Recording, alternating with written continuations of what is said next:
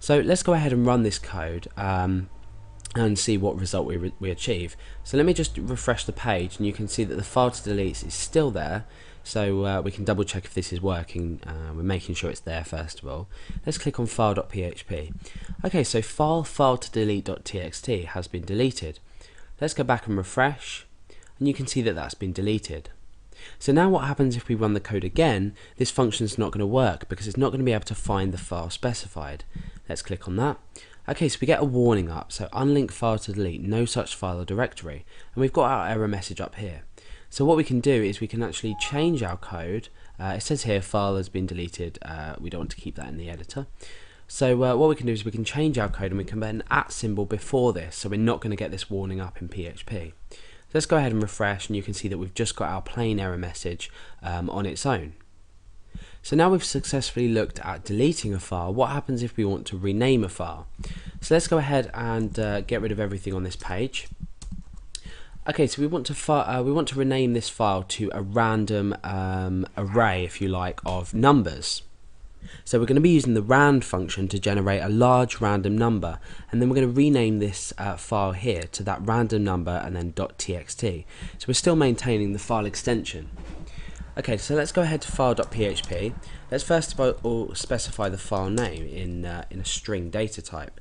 So this is file2rename.txt.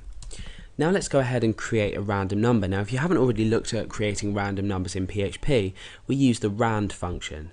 So let's go ahead and say rand is equal to rand, and this is going to take two parameters. It's going to take a lower and an upper limit.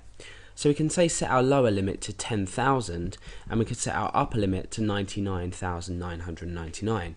So this is going to generate a 5-digit number between these two numbers. So this is the lower and this is the upper here. So the function name that we use is simply rename. So remember before I said delete isn't as obvious when we use the unlink function, but with renaming we just use the rename function. Okay, so let's go ahead and do that. So let's say rename. Now this is going to take two parameters, obviously, because what we need to do is specify the file name to rename and also what we want to call it after that.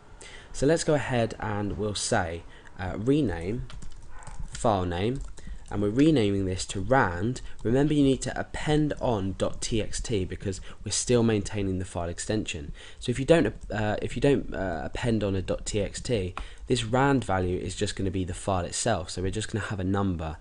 So it's going to be an unspecified file type. So again, let's go ahead and enclose this in an if statement. So what we're doing is we're checking that the file has been successfully renamed, and then otherwise we're giving an error message. So let's go ahead and say echo file, and then we can append on file name, and then we can append on has been renamed to, and then we can append on the file name that has been renamed to, so rand, and then it's .txt.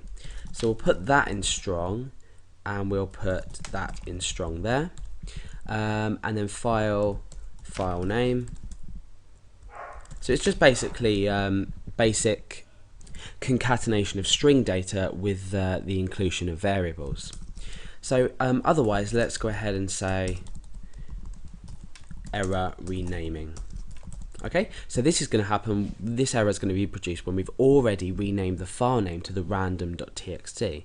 So like I said before, the reason you might want to rename your files to a random number is to keep them hidden from users. You may have this random number stored in a database somewhere, so your database knows where the file is, but your users don't. So they won't be able to look at the file specifically on the server. There's many reasons why you'd want to obviously rename a file, but I'm just giving this as an example. So let's go back and refresh. You can see that we've still got file to rename.txt. Let's go into file.php. So now it says file to rename.txt has been renamed to 41975.txt. Okay, so we've successfully renamed it to a random number. Now let's go back again and let's refresh, and you can see that that in fact has changed to 41975.txt. So in this tutorial we've looked successfully at the unlink and the rename function, why they might be useful, and we've just given a brief example. So remember, when you put your functions inside an if statement, what we're doing is we're checking that this function is successful. Therefore we're only giving a confirmation message when we've successfully, let's say, renamed or deleted a file.